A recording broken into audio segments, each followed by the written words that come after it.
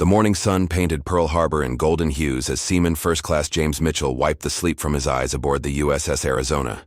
It was Sunday, December 7, 1941, and the 20-year-old sailor from Kansas had planned to spend his day off writing letters home and perhaps catching a movie in Honolulu.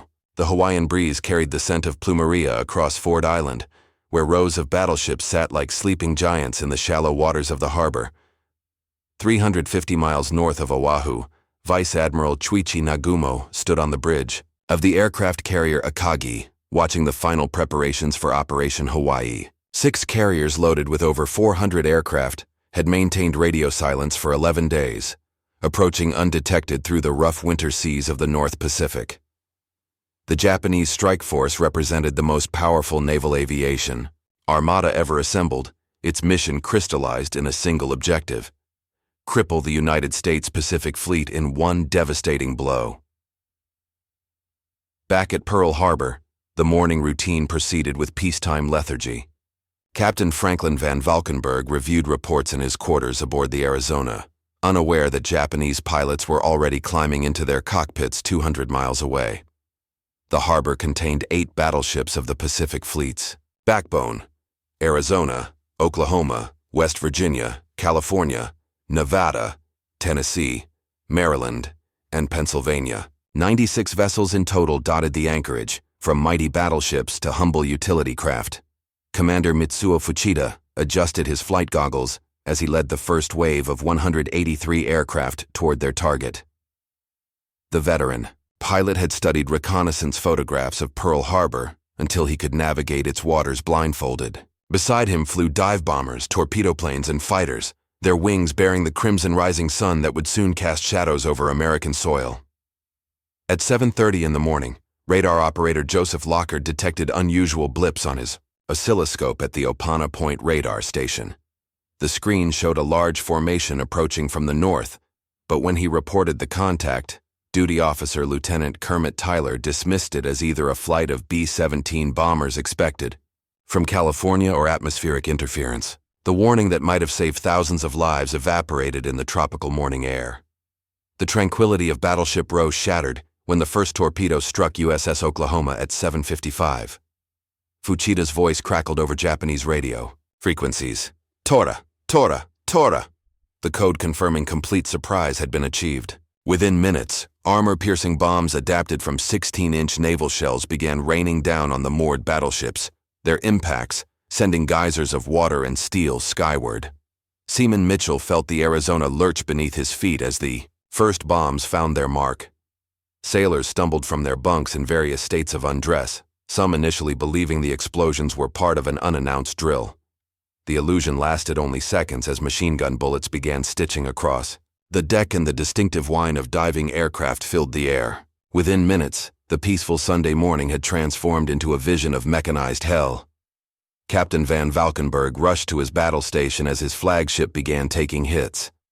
The Arizona's crew scrambled to general quarters, but the attack had caught them completely unprepared. Anti-aircraft guns remained unmanned or without ammunition, while damage control parties struggled to respond to fires and flooding from multiple torpedo and bomb hits. The Japanese had achieved the tactical surprise that military commanders dream of and their enemies dread. As the first wave of attackers pressed home their assault, a second wave of 167 aircraft approached from the north. The harbor filled with the acrid smoke of burning fuel oil and the screams of wounded sailors. What had begun as a quiet Sunday morning in paradise was rapidly becoming the catalyst that would transform American isolationists into warriors and set the stage for a Pacific War that would reshape the world. The prelude to Payback had begun with thunderous violence beneath the Hawaiian sun. At 8:06 in the morning, the USS Arizona disappeared in a cataclysmic explosion that shook the entire island of Oahu. An armor-piercing bomb had penetrated the forward magazine, detonating over 1 million pounds of gunpowder in an instant. The blast lifted the 35,000-ton battleship clear out of the water before settling her broken hull onto the harbor bottom, taking 1,177 sailors and Marines to their graves. Seaman Mitchell found himself hurled through the air by the concussion, landing in water thick with burning oil. The Arizona's foremast had toppled like a giant tree, crushing everything in its path. where moments before stood the pride of the Pacific Fleet, now only twisted metal, and roiling flames marked the grave of America's greatest naval disaster. The explosion was so violent that it lifted men from ships hundreds of yards away. Lieutenant Commander Samuel Fuqua emerged from the inferno that had been the Arizona's stern, his uniform singed and his face blackened by smoke. Despite severe burns, he organized rescue efforts for survivors trapped in the water, earning himself the Medal of Honor for actions that exemplified the courage emerging from catastrophe. Around him, the harbor had become a hellscape of sinking ships, burning oil, and desperate men fighting for their lives. On Ford Island, Chief Petty Officer John Finn grabbed a machine gun and began firing at the low-flying Japanese aircraft, even as bullets and shrapnel tore into his flesh. The 59-year-old sailor would continue fighting for over 2 hours, sustaining 21 wounds while shooting down multiple enemy planes. His actions, like those of countless others that morning, demonstrated that American fighting spirit had not died with the ships in the harbor. The USS Oklahoma, struck by 5 torpedoes in quick succession, began her death roll to port. Captain Howard Bode ordered abandon ship as the vessel continued turning turtle, trapping over 400 sailors inside her hull. 32 men would survive in air pockets for days until rescue crews could cut through the steel plating. The Oklahoma's final position, completely capsized with only her hull visible above water, became one of the attack's most haunting images.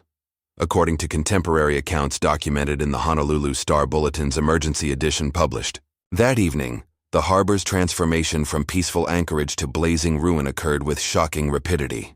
The newspaper reported that the attack came like a bolt from the blue, as civilians throughout Honolulu awakened to the sound of explosions and saw columns of black smoke rising from Pearl Harbor. USS West Virginia settled into the harbor mud after taking 7 torpedo hits, but her crew's damage control efforts prevented her from capsizing like Oklahoma. Captain Mervyn Bennion, mortally wounded by shrapnel, continued directing the ship's defense until his death, posthumously receiving the Medal of Honor. The battleship's band leader, Doris Miller, became one of the first African-American heroes of World War II when he manned an anti-aircraft gun and shot down multiple Japanese planes, despite having no training on the weapon.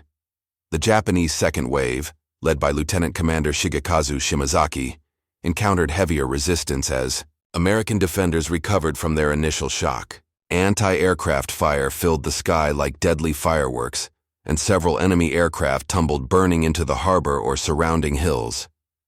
Yet the damage continued mounting as dive bombers targeted ships that had survived the first assault. USS Nevada, the only battleship to get underway during the attack, fought desperately to reach the harbor entrance and escape to sea. Japanese pilots, recognizing the danger of allowing any major warship to escape, concentrated their attacks on the moving battleship. Rather than risk having Nevada sink in the channel and block the harbor entrance, her captain deliberately beached the vessel near Hospital Point. By 9:05, the second wave began withdrawing toward their carriers, leaving behind a scene of unprecedented destruction. In slightly over 2 hours, the Japanese had sunk or damaged 18 American warships, destroyed 188 aircraft, and killed 2,403 Americans. Yet in achieving their tactical victory, they had committed a strategic blunder that would ultimately seal Japan's fate in the Pacific War. As the last Japanese aircraft disappeared over the northern horizon, Pearl Harbor settled into an eerie quiet broken only by the crackling of flames and the cries of wounded men. The harbor's once pristine waters had become a graveyard of twisted steel and burning oil, while smoke columns rose like funeral pyres against the tropical sky. Yet even in this moment of unprecedented devastation, the seeds of American resurgence were already taking root. Admiral Husband Kimmel surveyed the destruction from his headquarters overlooking the harbor, his face grim with the knowledge that his career was finished, but his nation's fight was just beginning. The Pacific Fleet had lost its battle line, but its aircraft carriers, Enterprise, Lexington, and Saratoga, had been absent from the harbor, sparing America's most valuable naval assets. This stroke of fortune would prove decisive in the months ahead. Rescue operations began immediately as boats of every description converged on the burning wrecks. Hospital corpsman John Harley Bradley waded through oil-slicked water to reach trapped sailors, organizing stretcher teams that worked through, the day and night. Medical personnel from Tripler Army Hospital and Pearl Harbor's own medical facilities treated over 1,000 wounded, performing surgery in makeshift operating rooms as aftershocks from secondary explosions rattled the buildings. Lieutenant Colonel James Doolittle, inspecting damaged aircraft at Hickam Field, already contemplated how America might strike back at the Japanese homeland. The Army Air Forces had lost most of their Hawaiian-based aircraft, but Doolittle's mind raced with possibilities for long-range retaliation. His thoughts would eventually crystallize into a daring plan to launch Army bombers from Navy aircraft, carriers for the first aerial assault on Japan itself. The attack's psychological impact rippled across the American mainland with devastating effect. President Franklin Delano Roosevelt, interrupted during a White House meeting, received the news with characteristic composure before beginning preparations for what would become his most famous speech. Secretary of War Henry Stimson noted in his diary that the president's initial shock quickly transformed into grim determination to prosecute the war with maximum vigor. Across America, the news spread like wildfire through radio broadcasts that interrupted Sunday afternoon programming. Families gathered around their radio sets, listening in stunned silence as announcers described the devastation at Pearl Harbor. The attack had accomplished something that months of political debate could not. It united the American people behind a single cause with unprecedented clarity of purpose. In shipyards from Norfolk to San Francisco, naval architects began calculating how quickly damaged vessels could be repaired and returned to service. The USS West Virginia, though seemingly destroyed, had settled on the harbor bottom in relatively shallow water. Salvage experts determined that with sufficient effort, many of the damaged battleships could be raised, repaired, and returned to fight again, a prospect that would prove prophetic. The Japanese celebration aboard Admiral Nagumo's carriers was tempered by strategic concerns. Commander Minoru Genda, architect of the Pearl Harbor Plan, urged launching a third wave to destroy the harbor's fuel storage tanks and repair facilities. However, Nagumo, concerned about American submarine threats and the unknown location of the missing aircraft carriers, chose to withdraw. This decision would prove to be one of the war's most significant tactical errors. As documented in the personal memoirs of Secretary of the Navy Frank Knox, published years later, the Navy Department's initial damage assessments painted a grim picture of American naval capabilities in the Pacific.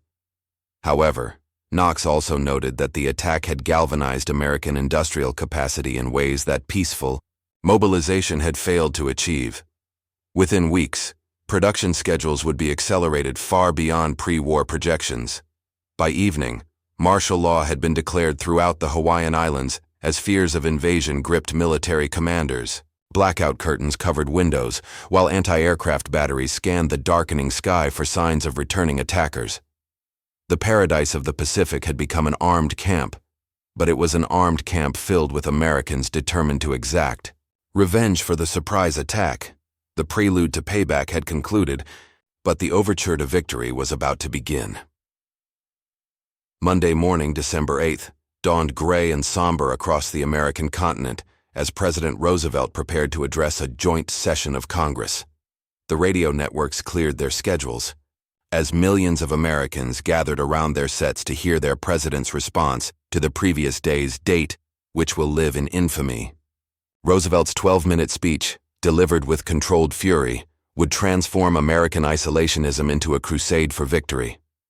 Within hours of the president's address, Congress declared war on Japan with only one dissenting vote. Representative Jeanette Rankin of Montana, who had also opposed America's entry into the First World War.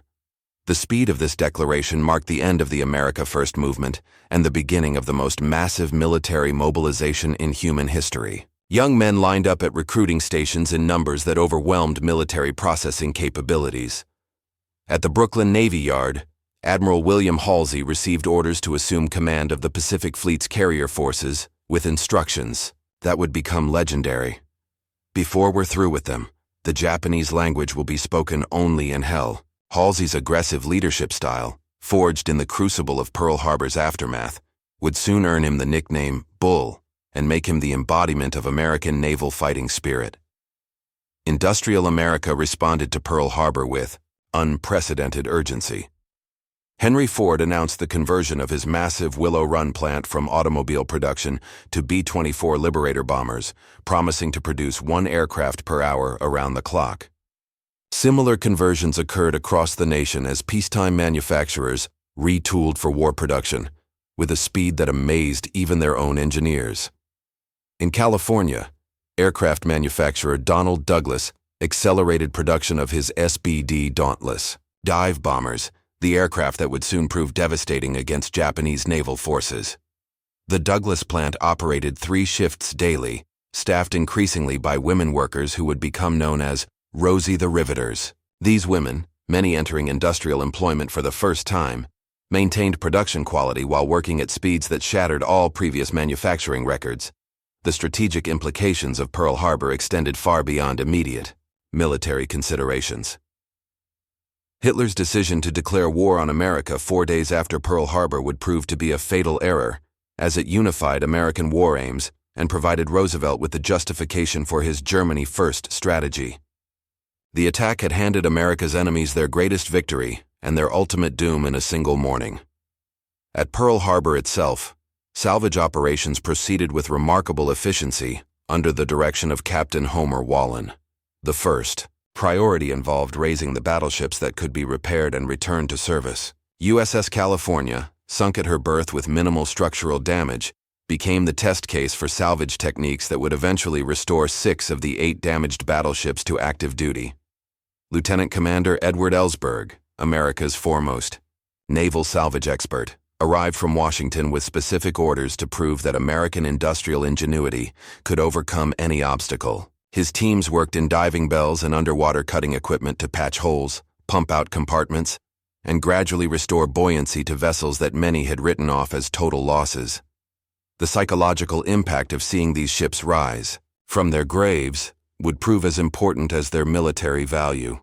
As reported in Time magazine's special Pearl Harbor edition, published weeks after the attack, American war production goals that had seemed impossibly optimistic before December 7th suddenly appeared conservative. The magazine noted that Pearl Harbor had accomplished what no amount of government propaganda could achieve. It had made every American a participant in the war effort. The Japanese, meanwhile, celebrated their tactical victory while failing to grasp its strategic consequences. Admiral Yamamoto, architect of the Pearl Harbor attack, privately expressed concern that Japan had awakened a sleeping giant and filled him with a terrible resolve. His prophetic words would prove accurate, as American war production reached levels that dwarfed the combined output of all Axis nations. By Christmas 1941, America had begun its transformation from peaceful democracy to the arsenal of democracy, a conversion that would ultimately produce the weapons, ships, and aircraft necessary to achieve victory in both the Pacific and European theaters. 6 months after Pearl Harbor, the transformed American Pacific Fleet prepared for its first major offensive operation. The Doolittle Raid of April 18, 1942, launched 16 B-25 Mitchell bombers from the deck of USS Hornet to strike targets in Japan itself. Though militarily insignificant, the raid provided immense psychological value, proving to both Americans and Japanese that the homeland of the rising sun was not invulnerable to attack. Admiral Chester Nimitz, appointed to command the Pacific Fleet after Pearl Harbor, had spent the intervening months rebuilding American naval strength while studying Japanese tactical patterns. Intelligence breakthroughs, particularly the breaking of the Japanese naval code JN-25, provided Nimitz with unprecedented insight into enemy planning. This intelligence advantage would prove decisive in the coming months. The Battle of the Coral Sea in early May 1942 marked the first naval engagement in history fought entirely by aircraft, with opposing fleets never coming within sight of each other. Though technically a tactical draw, the battle demonstrated that American pilots and aircraft could match their Japanese counterparts in combat. More importantly, it prevented Japanese expansion toward Australia and marked the beginning of their strategic defensive phase.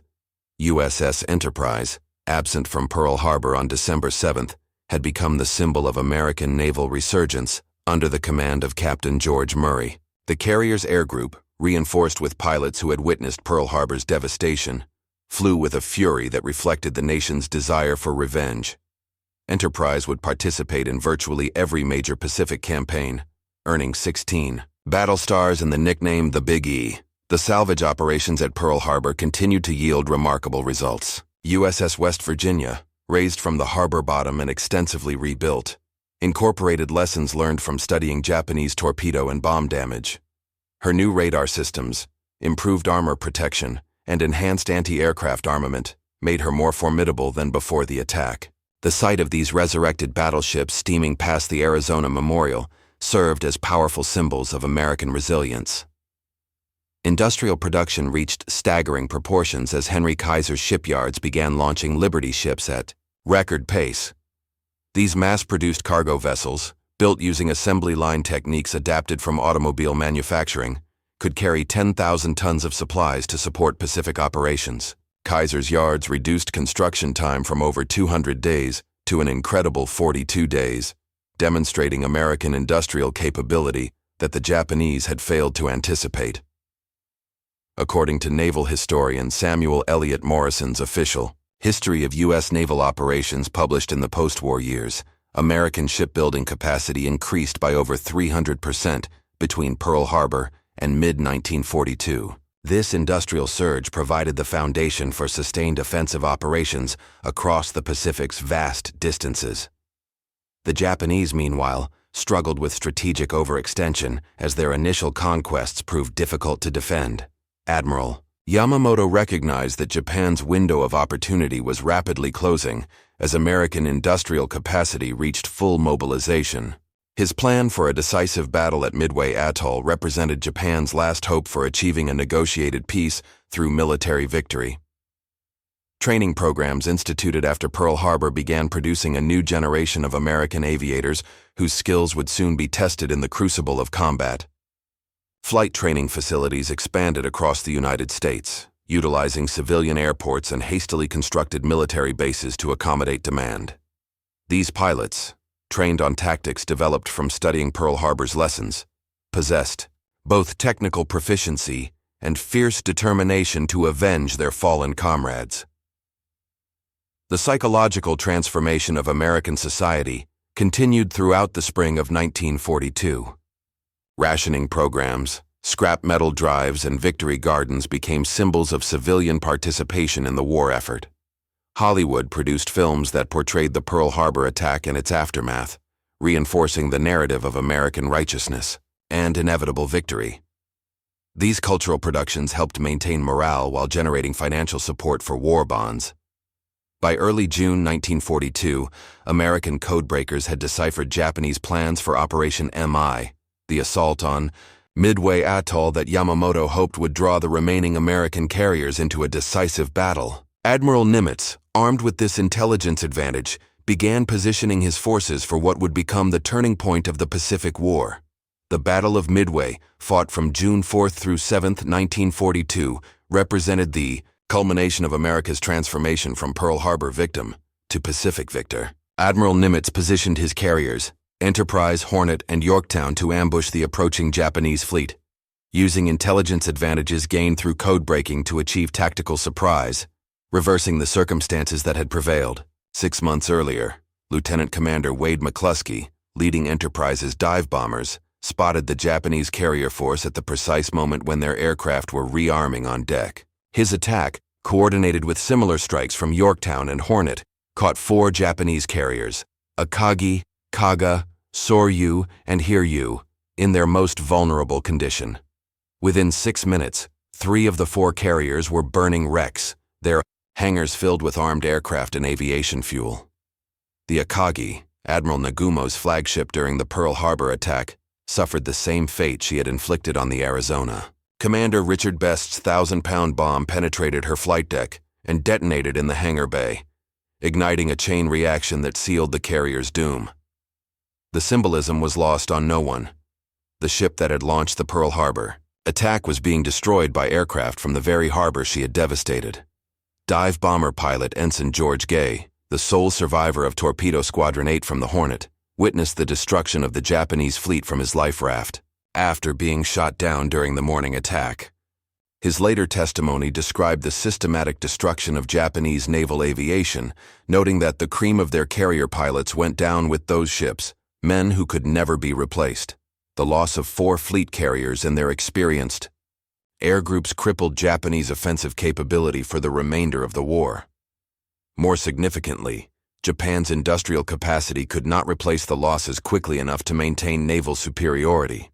American shipyards, meanwhile, were launching new Essex-class carriers at 6-month intervals, each incorporating lessons learned from Pearl Harbor and subsequent battles. USS Enterprise, present at both Pearl Harbor and Midway, embodied the American journey from surprise attack to strategic victory. Her pilots, many of whom had witnessed the burning Arizona, pressed home their attacks with a determination born from personal experience of Japanese treachery. The carrier would continue fighting throughout the Pacific campaign, participating in nearly every major engagement until the war's end. The industrial miracle that began after Pearl Harbor reached full maturity by late 1942.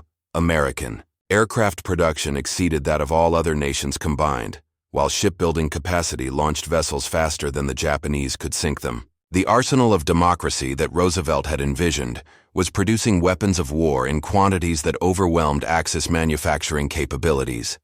As documented in the Joint Congressional Committee's investigation of Pearl Harbor, published after the war's conclusion, the attack had fundamentally altered American strategic thinking.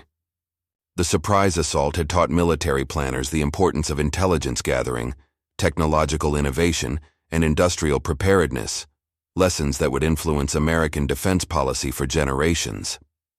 Admiral Yamamoto's prediction about awakening a sleeping giant proved tragically accurate from the Japanese perspective. The Pearl Harbor attack had transformed American isolationism into aggressive interventionism, ensuring that the United States would remain engaged in global affairs long after achieving victory. The attack that was intended to secure Japanese dominance in the Pacific had instead guaranteed American supremacy. By December 7, 1942, exactly 1 year after Pearl Harbor, American forces were advancing across the Pacific on multiple fronts. The battleships raised from Pearl Harbor's muddy bottom were providing fire support for amphibious landings, while new carriers launched airstrikes against Japanese positions throughout the Central Pacific. The prelude to Payback had become a symphony of victory.